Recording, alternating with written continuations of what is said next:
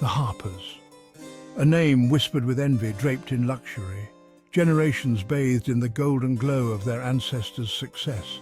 They wanted for nothing, each desire effortlessly fulfilled. Yet behind the opulent curtains a silent unease lingered. Were they prisoners in a gilded cage, their lives preordained, their purpose inherited? William Harper, the current patriarch, surveyed his family. His wife Eleanor, elegant and composed, but her eyes reflecting a constant low-burning anxiety. Their children, triplets, each embodying a facet of wealth's burden. Daniel, the eldest, sharp and ambitious, always chasing the next acquisition.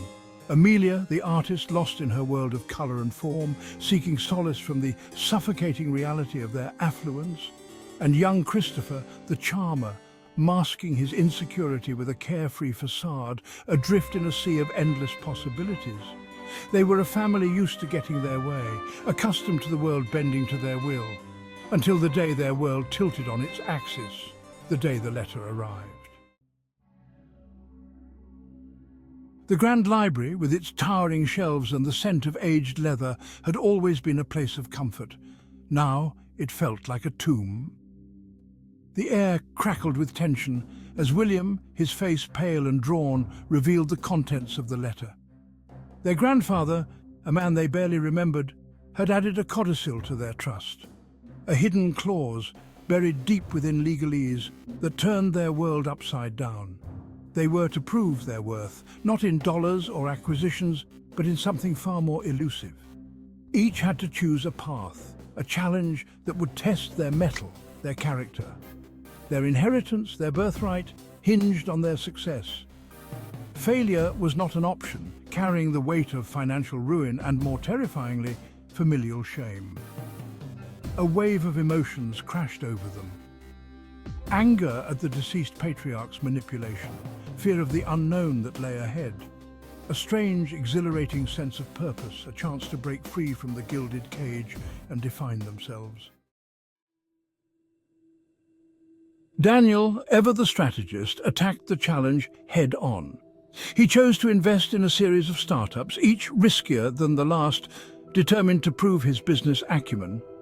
Amelia, her heart heavy with the weight of expectations, retreated further into her art, pouring her soul onto canvases, hoping to find her voice amidst the cacophony of their wealth. Christopher, the mask of nonchalance finally slipping, found himself drawn to a local community centre, volunteering his time. The laughter of the children a balm to his troubled soul.